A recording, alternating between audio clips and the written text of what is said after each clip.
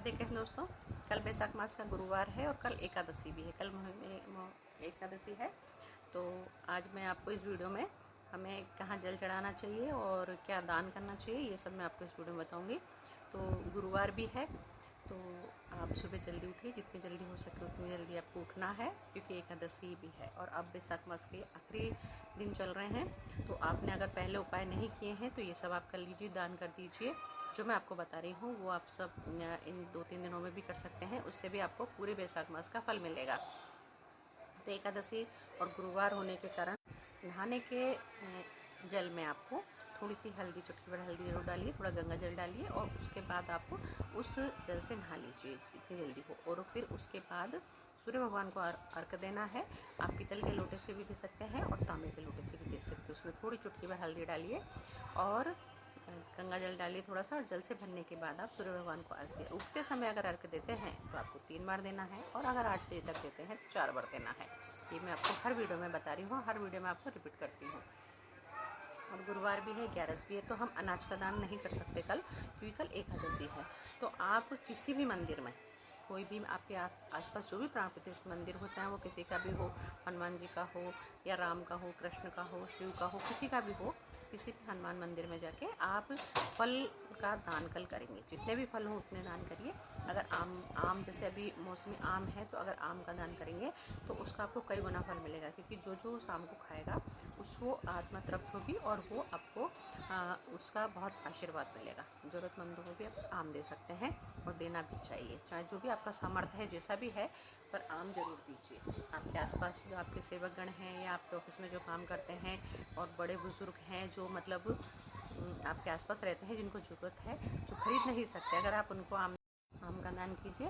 और आप शरबत का दान भी कर सकते हैं, शरबत भी पिला सकते हैं, ज़रूरतमंदों को आप शरबत पिला सकते हैं। कल बैसाख मास की 11 भी है, तो आप अगर लिक्विड भी पिलाएंगे तो उसका आपको कई गुना फल मिलेगा। बैसाख मास में दान का बहुत महत्व है, जिसमें जल दान का तो बहुत ही महत्व है।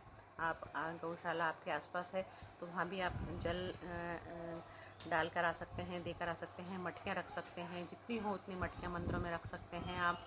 अगर आप सामर्थ्य हैं तो वाटर कूलर लगवा सकते हैं। आपको ये ज़रूर करना चाहिए। और जैसा कि आप सब जानते हैं, नक्षत्र तो देखिए 9:30 बजे तक तो उत्तरा फाल्गुनी नक्षत्र है, उसके बाद हस्त नक्षत्र है। हस्त नक्षत्र में हम रीठे के पेड़, रीठा का जो पेड़ आता है उसमें जितना ज़्यादा जल देंगे, वहाँ पक्षियों के लिए पानी की व्यवस्था करेंगे, उसको प्रणाम करेंगे, तो हमें उसका कई गुना फल मिलेगा। लेकिन अगर आपके आसपास रीठे का पेड़ नहीं है तो आप पीपल में भी ये सब कार्य कर सकते हैं, बरगद में भी कर सकते हैं। कल गुरुवार भी है, लेकिन करिए ज़रूर, क्योंकि अब 2-3 दिन बचे हैं। इसमें अगर आप ये सब करेंगे तो आपको बैसाख मास का पूर्ण फल मिलेगा।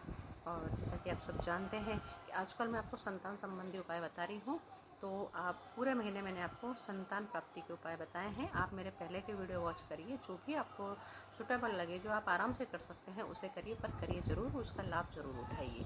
छोटे छोटे उपाय हैं और ज़्यादा पैसों के भी नहीं हैं और ज़्यादा समय के भी नहीं हैं। जो भी आपको सूटेबल लगे वो करिए। अब जो मैं उपाय बताने वाली हूँ वो आपको 11 से चालू करना है, आप कल से भी चालू कर सकते हैं। तो 11 के दिन से ही करना है वो कार्य। आप गाय का शुद्ध देसी घी लीजिए, आसपास कहीं भी मिल जाए, बस इतना सा ले लीजिए कि दीपक जल जाए। वो गाय के शुद्ध देसी घी का आपको दीपक जलाना है पीपल के नीचे, और वहाँ पे थोड़े से अनाज के दाने रखने हैं, अनाज के दाने ही रखने हैं। और उसके बाद उस दीपक को जलाने के बाद आपका मुख पूरब की तरफ होना चाहिए। ध्यान रहे, आपका मुख पूरब की तरफ होना चाहिए, और वहाँ संतान गोपाल शेष नाम का आपको पाठ करना है।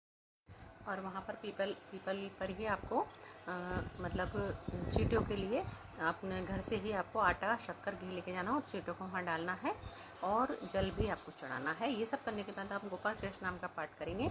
अगर आपने 11 तक 11 मतलब एक महीने में 2 11 आती हैं, 11 अगर आपने कर लिया तो कोई भी आपके, अगर मान लो शरीर की, बॉडी की भी प्रॉब्लम होगी या शारीरिक दिक्कत भी होगी संतान में, वो भी पूरी होगी।